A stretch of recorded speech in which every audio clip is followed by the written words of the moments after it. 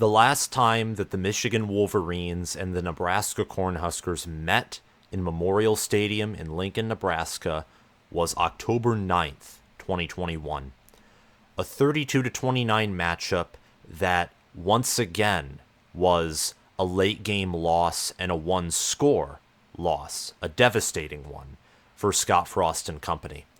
And Michigan's win on the road in a night game environment began a trend that started in 2021 where Michigan was finally able to win games where they faced adversity on the road in conference, a trend that so far is continuing to this day.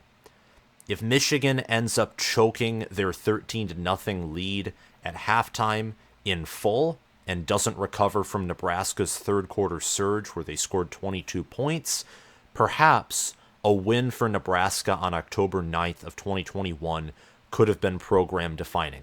Or maybe they go 4-8, and once again the rule is Scott Frost and Nebraska continue to lose close games. But regardless, this was a battle, and Michigan ended the year 12-2. Nebraska ended the year 3-9. Yet only 3 points separated these teams in Memorial Stadium in Lincoln, Nebraska. It was a great game, and there are sure some telling signs that this could be another great game, another battle in the making in Lincoln. There is a possibility for an upset, and there is also a possibility that the Wolverines do come in this game and they dominate from start to finish.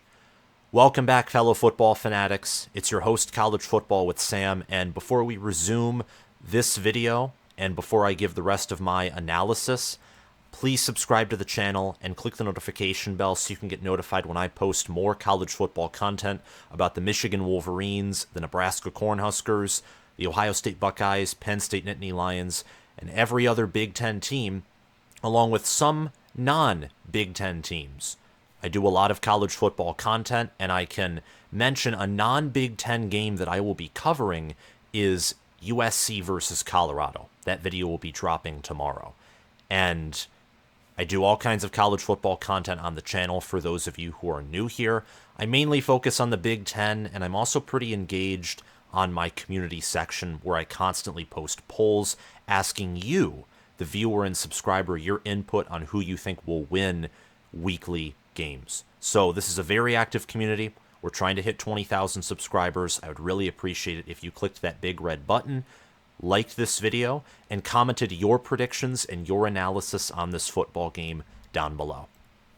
There are a lot of similarities between these two teams right now. Obviously, there are vast differences, but let's start out with what these teams have in common. Number one, they have great rushing offenses. In rushing yards per game, Nebraska is 6th in all of college football, averaging 234.8 yards per game. And that is even including Ramir Johnson and Gabe Ervin Jr. tragically being injured and out for the season. Pray for a quick recovery and a swift recovery for both of those excellent young men. Until they heal up, likely next year, it will be Anthony Grant carrying the load. And Anthony Grant last year was a great running back. If he can keep the ball in his hands and not cough it up, he is going to be a great running back this year. And Nebraska also has Heinrich Harbaugh and Jeff Sims, provided he's healthy, who can competently run the football with great athleticism and explosiveness at quarterback. So the rushing offense for Nebraska is phenomenal. Right now, they're averaging more yards per carry on the ground than Michigan with 5.5 compared to the Wolverines 5.0. And they also have 170 rushing attempts. Meanwhile, Michigan only has 135. The Wolverines, in comparison for total rushing yards per game, are not inside of the top 10, though Michigan has been trying to pass the football more this season. Rather, Michigan is still relatively high in terms of Division I FBS. They're 39th in rushing yards per game, and against Rutgers, they finally cracked the 200-yard mark. So I think that Michigan's rushing offense is coming into form. They are improving. I've noticed, progress amongst the offensive line, especially in center Drake Nugent and the guards, Zach Zinner and Trevor Keegan. I think everyone on that interior offensive line has All-American potential, and I think the guards right now are playing at All-American caliber. Drake Nugent is actually rated as one of the country's best centers, according to Pro Football Focus, but I don't think he's as good as Olu Oluwatimi was last year, and I want to see continued improvement from him. So both of these teams can run the football. Both also have very tenacious, aggressive defenses, like really great defenses. I think that Tony White has done a phenomenal job in year one. I thought that the offense was going to be the main, focus and identity of this Nebraska team. It's really been the defense. Nebraska, I think, after starting Heinrich Harbaugh, I think really has the potential of going bowling, especially with, Minnesota blowing a lead to Northwestern. There goes my Minnesota predictions for the whole season. Iowa looks worse than they are. I think Nebraska could totally not just beat the Hawkeyes, but potentially boat race them since it's a home game. Wisconsin looks vulnerable, and Harbaugh so far hasn't turned over the football, but we'll talk about him later in this episode. I think he's a key piece. Nebraska has 14 sacks on the year. They have 14 passes defended, 3 picks, 3 forced fumbles, a fumble recovery, and they're tackling pretty well. Michigan defensively right now has 9 sacks, 7 passes defended, 4 picks, 1 of them returned for 6, and they have 2 forced fumbles and a fumble recovery. They're also tackling well. The reason they have not as impressive statistics is because Michigan has done a really good job of limiting opponents' possessions, and they get off the field relatively quickly on defense. But 9 sacks in 4 games with the amount of points they've limited their opponents to, which I think is around 5. The most points they've allowed in a game so far was 7. That was to Rutgers. 6 to Bowling Green. 7 to UNLV. Nearly forgot that they scored a touchdown late in the game. Rutgers scored theirs in the first quarter on a slant route taken to the house. And 3 against East Carolina. That's 23 points. 23 over 4 games. So Michigan's defense right now is playing at, I think, the number 1 defense in the nation caliber. I think they're an elite defense. I think the Big Ten has a lot of those defenses. And Nebraska just unfortunately is not blessed with a great offense or a near elite offense with potentially elite play and for sure elite potential. I want to see more out of Michigan before I call them an elite offense. And right now they're not scoring that way. But I think that more has to do with them limiting possessions and chewing clock, which is another similarity they have with the Nebraska Cornhuskers. And we'll talk about that actually right now. And the matchup of this game I think is very fascinating. It's in Memorial Stadium. Michigan's favored by 18. They're given an 87.6% chance to win. Both teams are outside of the top 110 in seconds per play, which is an interesting statistic that I discovered this week. A friend of mine pointed it out to me, and it confirmed my suspicion about Michigan. Everyone's telling me that Michigan doesn't look so good because they're only scoring 30 points a game. Well, that's because Michigan is taking 32.3 seconds to execute one single play. The only team that takes up more time, that chews more clock per play, is Air Force. Michigan is behind Army and Navy, 2 service academies who are known to chew clock. Michigan is limiting possessions, and they're executing outside of the Bowling Green game at a near flawless level right now. And Nebraska, well, I can't say the same thing about flawless. In their past 2 games, they've been doing as best as they can given their circumstances and starting a new quarterback in Heinrich Harbaugh, who I think is a high ceiling. And Nebraska's burning 29.1 seconds per play. They're 116th nationally in that category. Michigan's 132. So I don't expect this game to hit the over of 40 points. That's currently the over-under. Both of these teams love to limit possessions of the other. They enjoy running the football. Nebraska, understandably so, hates passing because of injuries there. And Heinrich Harbaugh, from what I have seen, is better with his legs than with his arm. He has a much more capable and accurate arm than Jeff Sims, but his legs, and he can take off and he can outrun defensive backs. If he has space, he can take it all the way to the house. So Nebraska and Michigan both have high potent, high ceiling rushing offenses. What separates Michigan's offense, of course, is their offensive line play and also their passing game in whole. And also the fact that Michigan so far has played an easier schedule. All of these things is why Michigan is 4-0, why they're so dominant, why I think they're the number one team in the Big Ten, and why I think they're one of the best teams in the country.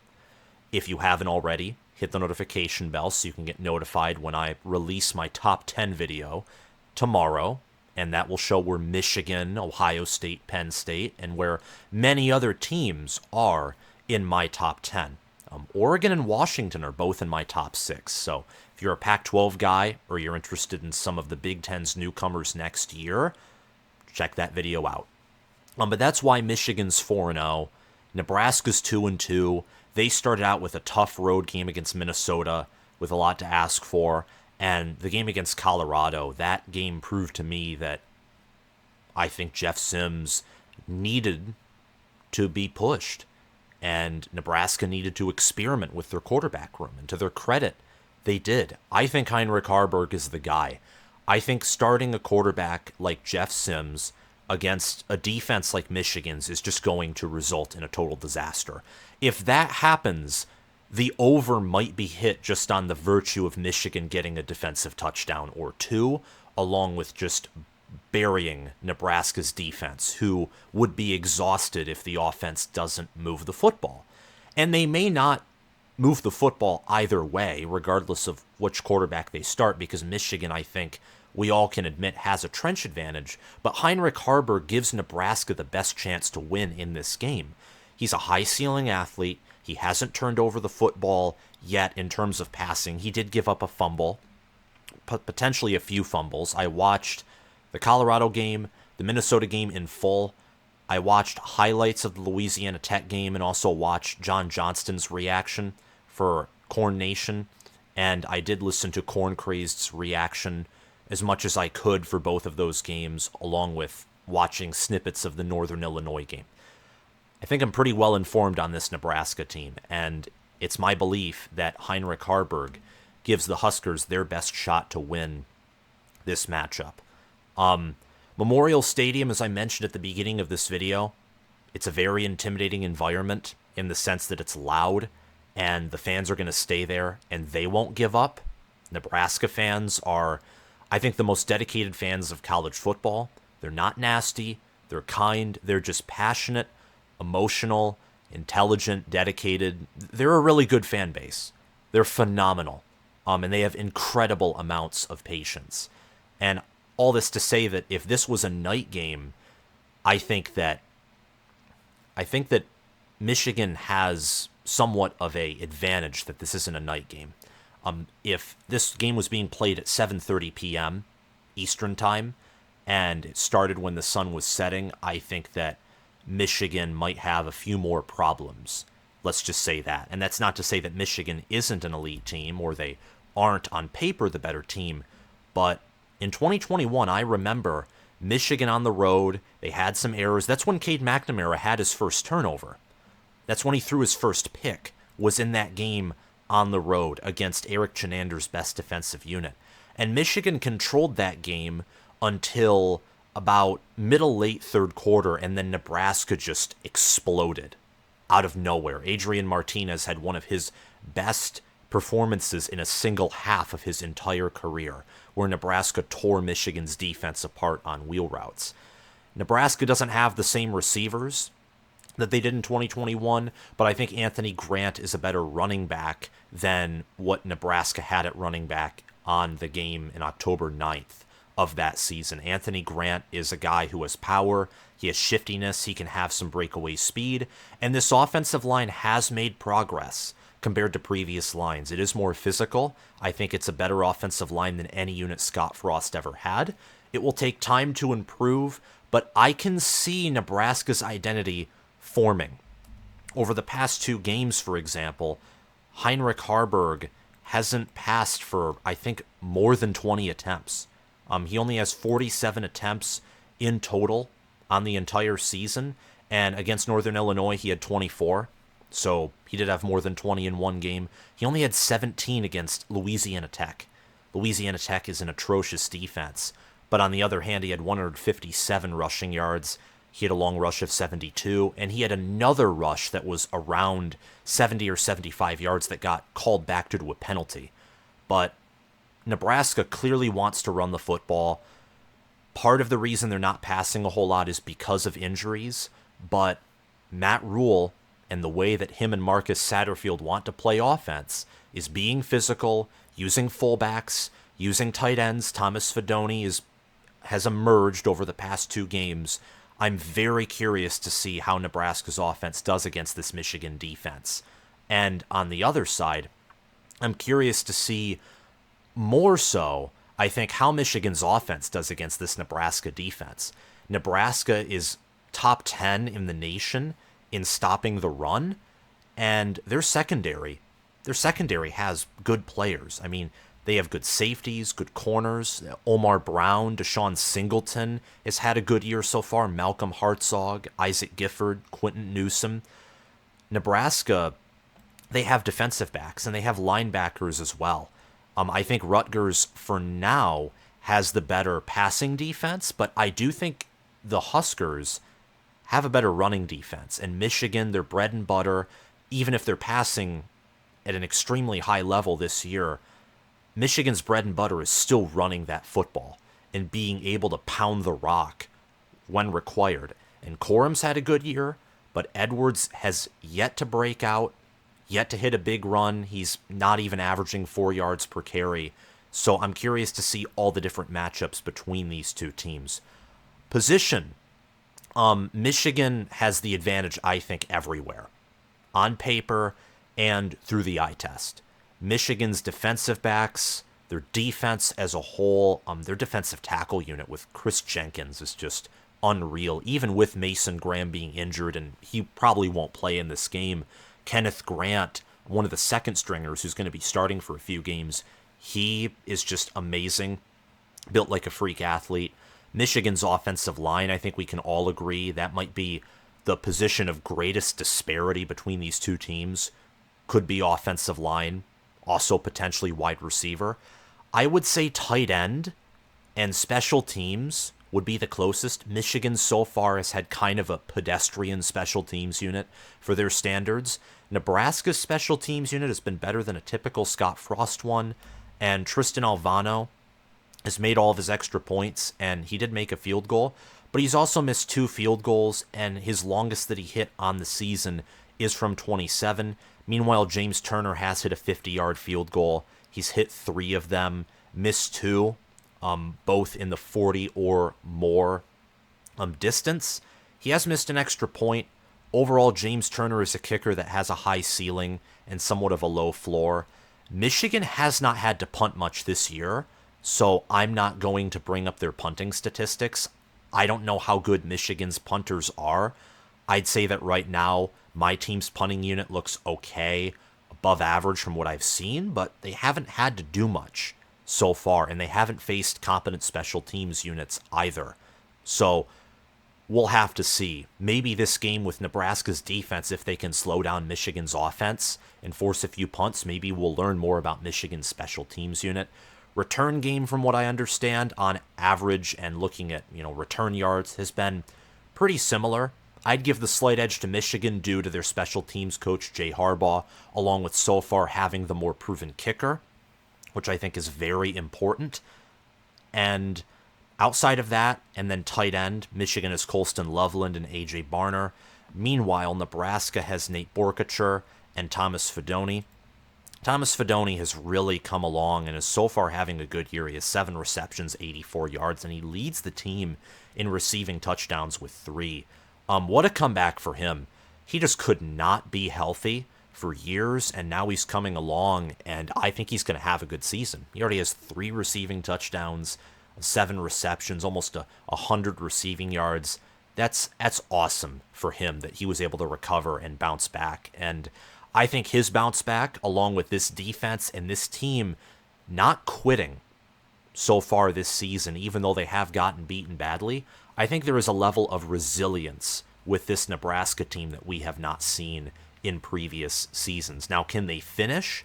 Can they get over the hump? I think that will take time, just due to the fact that roster-wise, more so developmental-wise, they have a lot of talent from high school recruiting, but developmental-wise, Scott Frost left the Huskers in a bad position. Michigan, meanwhile, is one of the best developmental teams in the country. They have a clear advantage at quarterback. Harbaugh only had 278 passing yards, 4 passing touchdowns, and he has a 28.8 passer rating and a 40.7 quarterback efficiency rating, which is 105th in the nation. It's better than Jeff Sims. However, Michigan has J.J. McCarthy, 915 passing yards. He has a 91 quarterback efficiency rating, which is third in all of college football, and he has a 189.1 passer rating. And while McCarthy does not have Heinrich Haarberg's legs, I would be lying to you if I said that. J.J. McCarthy right now has 86 rushing yards, a long rush of 22. He can scramble, and he has elusiveness, and he can escape the pocket. And right now, he's done a much better job of running the read option and knowing when to pull the football compared to last year. I think that's an area where he's seen some great improvement, along with accuracy, his touch. He's not making as many risky decisions. And while the Bowling Green game looked bad, it's looking more and more like that game was a fluke performance on his part. But he'll be tested. This Nebraska defense will take advantage of your mistakes on offense. And Blake Corum and Donovan Edwards, who right now are averaging 6.1 and 3.3 yards per carry respectively, if the offensive line isn't playing their A game, and if Edwards isn't hitting the holes properly, and if Corum somehow is having an off day, which is almost unusual if not impossible for Corum unless he's injured, that front for Nebraska and the linebackers, Nash Hutchmacher, Ty Robinson, Blaze Gunnerson, MJ Sherman, Luke Reimer, that defense is going to be aggressive, and we have seen 3-3-5 defenses hold Michigan's rushing attack to the point where it's just another feature of the offense rather than the identity of the offense. There's a good chance that Nebraska is going to force Michigan to throw if Michigan wants to win, especially win big. If Michigan wants to come in and dominate and put this game away early, there's a good chance they'll have to throw and they'll have to be on point in the passing game in order to do so. And they have the player to do that. Michigan has a weapon in Roman Wilson, who has 268 receiving yards and is tied first nationally in receiving touchdowns with 6.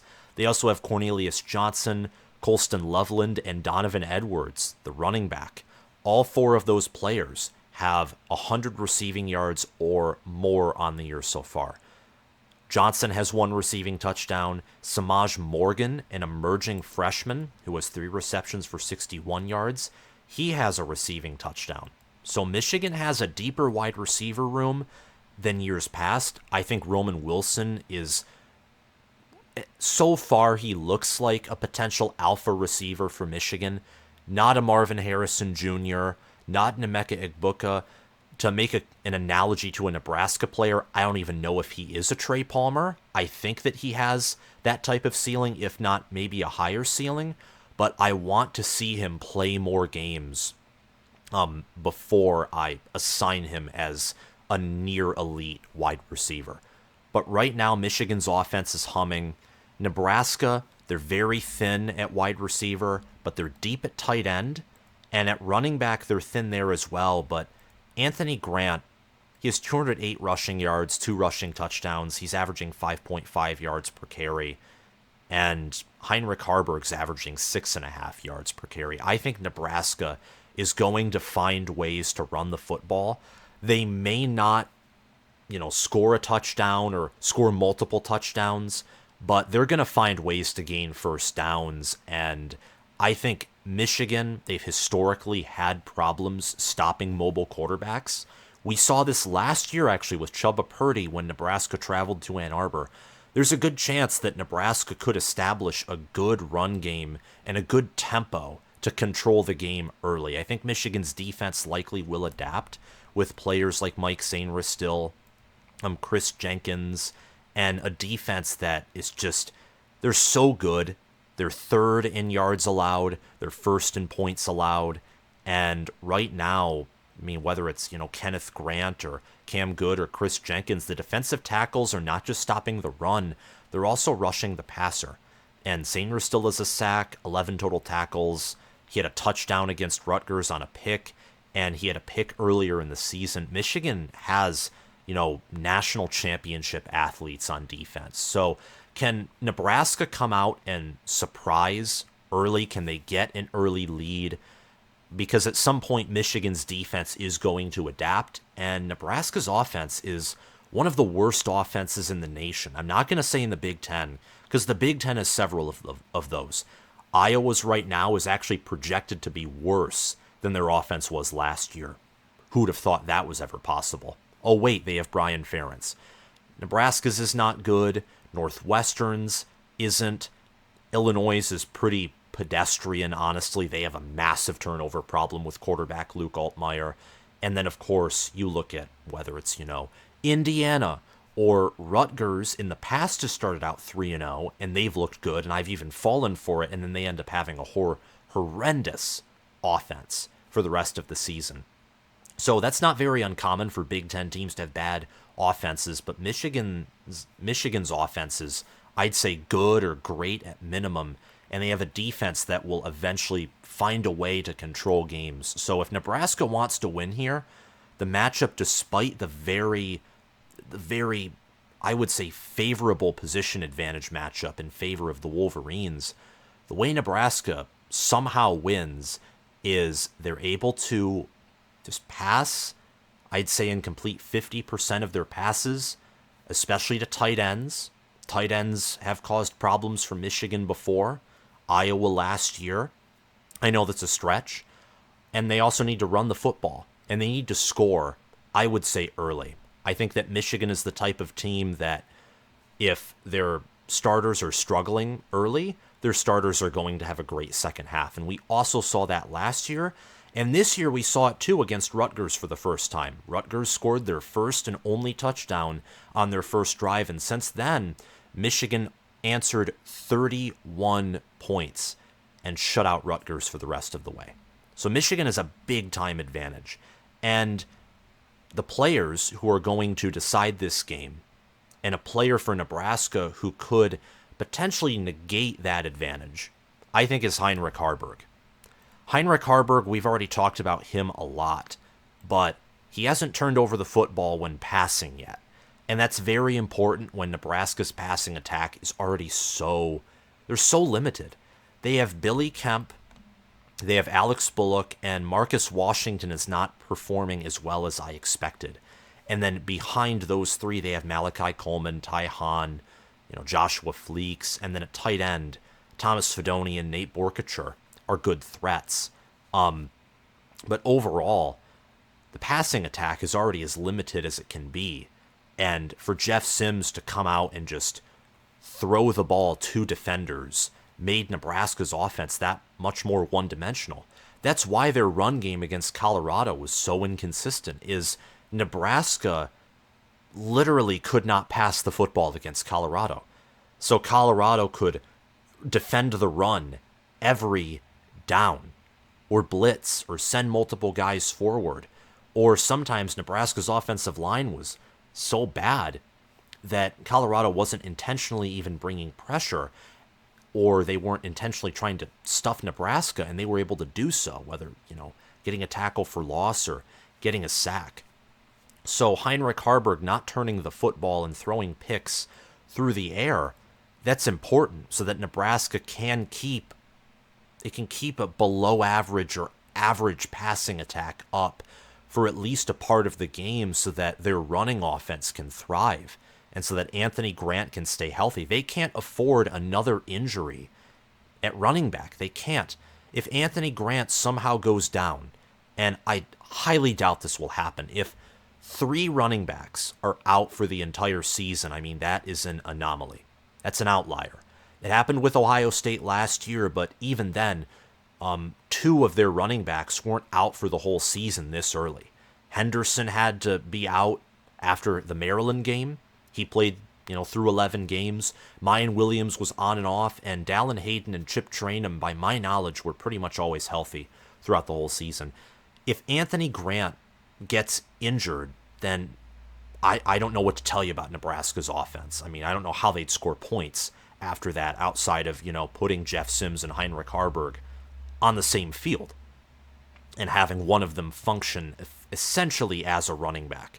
So Harburg needs to be able to run the football. He needs to be able to keep the ball in his hands, not throw it to defenders. He doesn't need to become this wizard in the passing game, though. I think given the fact that Michigan and the Huskers like to limit possessions, both teams need to play with minimal error. That is the cost of limiting possessions. Yes, you're likely not going to allow 30 or 40, or in some cases even the high 20s in terms of points if everything goes to plan. But if you throw a pick six, that changes things. Or if you throw multiple interceptions and you give the opponent opportunities to march down the field, that changes things. Michigan against Bowling Green is a classic example of this. Bowling Green was never going to beat Michigan, and despite Michigan's mistakes, when you look at advanced statistics, Michigan's performance against Bowling Green, shockingly enough, was one of the more dominant performances of the week. The problem was they turned over the football a ton, and that gave Bowling Green the opportunity to only be down by 8 at the half, because Michigan, limiting the possessions the way they do, creates so little margin of error that just a handful of mistakes or one big mistake could, change the entire outcome of the game or make what feels like a blowout into, in actuality, a tied football matchup. So Heinrich Harburg and his capability of, his athleticism or not turning over the football, and if he can pass, if he can have a good passing game and maybe J.J. McCarthy has an off day, then just those things, everything else being held constant, McCarthy turning it over and Harburg having a phenomenal day, that alone could make this a competitive game that potentially Nebraska wins. For Michigan, I think Roman Wilson is the player to watch. And the reason I bring him up is Corum and Edwards are going to be fed the ball. They're going to run it. McCarthy is going to get carries. He's going to get designed runs, or at least, have the option to pull the ball away and scramble, reading defenders. Nebraska's run defense it's awesome. In terms of college football rush defenses, I've been seriously impressed. I mean, the way that they were able to limit Minnesota's run game, and I know that at the time Minnesota didn't have Darius Taylor, and Darius Taylor, much better college running back than Sean Tyler, despite being a true freshman. But regardless, Minnesota does have a good offensive line that does have great potential. Nonetheless, in playing them, and also playing Colorado, which of course weighs the stats in Nebraska's favor, but then playing Northern Illinois, who showed some capability of running the football, Nebraska is only second to James Madison. They're first in Power 5 in opponent rushing yards per game, only allowing 46.3 yards per game. Utah is third. They allow 47.7 yards per game on the ground. And Utah has a much better functioning offense than Nebraska does, despite having their quarterback and their best tight end, probably their two best weapons on offense, being injured and also having a much better offensive line. So this run defense is impressive. I wouldn't be surprised if Michigan averages less than 4 yards per carry, even if their offensive line does have a good day. Realistically, I expect anywhere from 4 to 5 yards per carry, probably with a medium or long run that does, beef up the stats in Michigan's favor. But Michigan, I think, will have to pass the football. They will. If they don't want to be punting more than maybe one time, they're going to have to pass, and pass with proficiency and accuracy. And they're going to have to be aware of Nebraska's defense. Tony White will bring pressure, and Roman Wilson so far has been, by a mile, the best wide receiver on the team. Roman Wilson is wearing Michigan's coveted number 1, and he has 6 receiving touchdowns, 15 receptions, leads the team there, and has 268 receiving yards. He's averaging around 18 yards per reception. 6 foot, 192 pounds, from Hawaii, and a senior. He has leadership. He has athleticism. What I like about Roman Wilson is he's fast, but he also makes his catches, runs his routes. Just a really great wide receiver. I expected him to be a breakout candidate and Michigan's #1 wide receiver this year. And with stat projections, I actually thought he'd be, with my prediction that Michigan would win the national title and play in 15 games, I predicted that he would have 1,000 receiving yards. And I think that he very well could reach that if Michigan plays in maybe even just 14 games, or hopefully, from a Michigan fan standpoint, 15. I think that he'll match up well with Nebraska's defense. And what makes him especially a player to watch is, outside of maybe Colston Loveland, just because he's a good athlete and he's a mismatched tight end, maybe Cornelius Johnson, but I don't know. Is anyone else going to effectively, target Nebraska's secondary in a way that could, open up the entire game for Michigan? I don't know. I think Roman Wilson is that good, and I don't think that McCarthy is going to have an off day. There's a really good chance he does have a turnover, throws a pick, but against Rutgers, who I think has a better pass defense than Nebraska, I think that J.J. McCarthy showed that the Bowling Green game is likely more of an outlier than a norm or cause for concern. But we'll see. If he does make mistakes, Nebraska will take advantage of them. Whether that's Nebraska rushing the passer, or whether that's Nebraska playing good coverage and McCarthy tries to force it and he throws a pick. Regardless, all these things are possible, really. I mean, this is Michigan's first road game of the year. That's why I'm mentioning all of these possibilities. And if it was a night game, I wouldn't have as much confidence as I do in my team. My confidence would still be very high. Michigan on paper is the much better team. They have the much better players. But it's Lincoln. Nebraska is a team that is they're thirsting for a win, and they have been for years. That's why they played everyone close in 2021. They had the talent, and to a certain degree, they had the execution. Samari Torre was a great wide receiver. Austin Allen was a great tight end. They had a great defense with Garrett Nelson, Caleb Tanner. Adrian Martinez had by far his best season at Nebraska up at that point. They've been thirsting for wins for years. And by wins, I mean a big win. And this is an opportunity for Nebraska to pick up a big win. Unfortunately, if you're a Husker fan, I don't think that's going to happen. Now, if you see the 34-3 score and you think that's lunacy, let me lay this out for you. Nebraska only scored, 14 points against Colorado. Only 14. They could. Now, I know you can't take one game and, expand it out. That's not what I'm doing. I'm providing an example. They could only score 10 against Minnesota.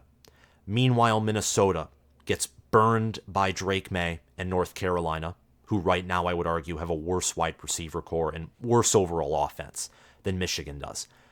And then Minnesota also gets burned by Northwestern. Colorado, their defense, we know, and we have known since the TCU game, their defense is awful. Nebraska couldn't exploit it. Nebraska struggled against Louisiana Tech. They took a while to gain a big lead over Northern Illinois. And their defense is good, but Nebraska's best strategy to win games, like Corn Craze put it perfectly. Very wise, very intelligent. I would have never caught on to this, honestly. Nebraska's best chance to win games, to maximize their potential to win, is to play like Iowa.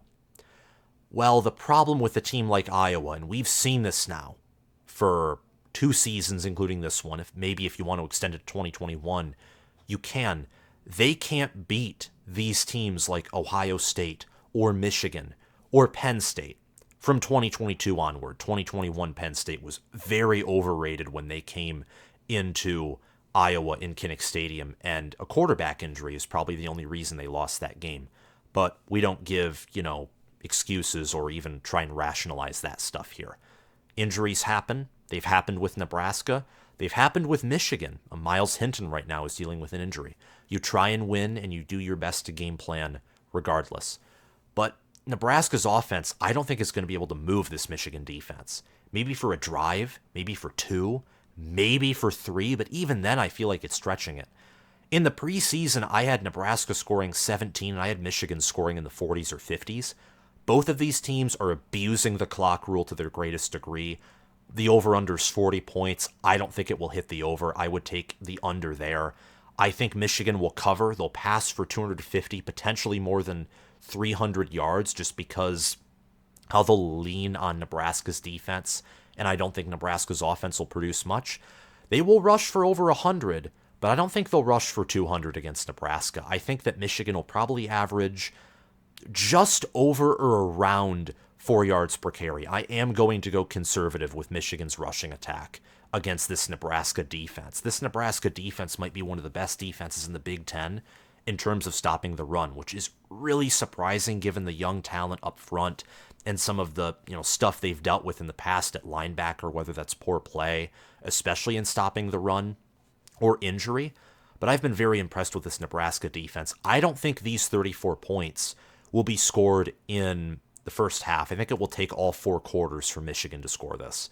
It will be a dominant performance. I think one of the more dominant performances in Week 5. Michigan, I think, is one of the most dominant teams in football right now when you factor in that their time of possession, chewing clock, and their scheme and their plan. Jim Harbaugh also being back really helped Michigan against Rutgers, and you saw that. The Michigan defense, on the other hand, I think will have 3 or more sacks. They'll have 10 or more tackles for loss. Nebraska's offensive line, it's improved, but whether it's against Colorado or even Louisiana Tech, they still have poor play, and they don't have really good integrity at the lines of scrimmage offensively. Defensively, I've been very impressed with their 3-man front, and I think that they'll test Michigan.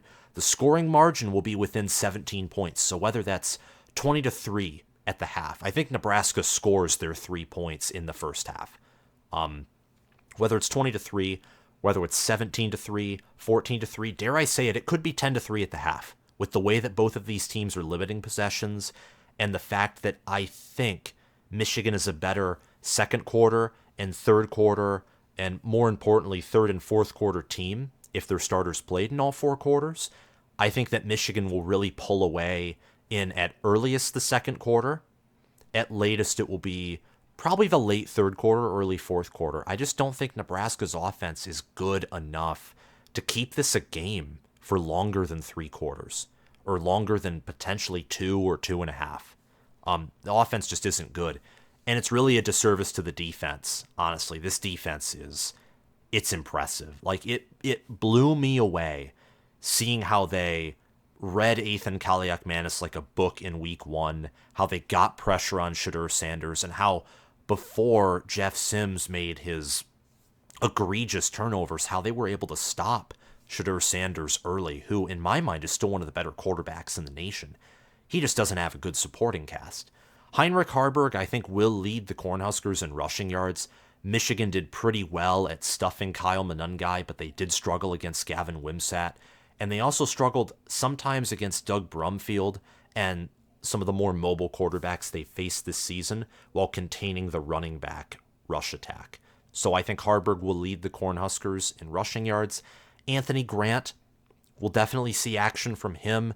I imagine that he will get below average numbers in carries because he'll just be so limited that I think Nebraska will have to go with the quarterback run. So 34-3 is my prediction for this game. It could definitely be closer, or Michigan could dominate even more than I expect them to, but it could be like 28-3 or 27-3, given how these teams love to chew clock. That's all I have to say in this video. Thank you to my Patreon sponsors, Spencer Bringhurst, my All-American, and my All-Conference patrons, Will Loftus, Gabriel Callender, Roaming Gnome, and Matthew Sale. Thank you so much for watching this video. I appreciate all the engagement that Michigan Wolverine fans give me, my own fan base, but Nebraska fans, Ohio State fans, Penn State fans, the Big Ten, and college football, period. I don't want to discredit any other conference or any other team.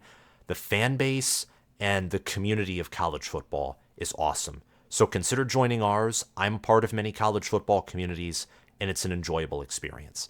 Thank you for watching, and we'll see you around. Bye-bye.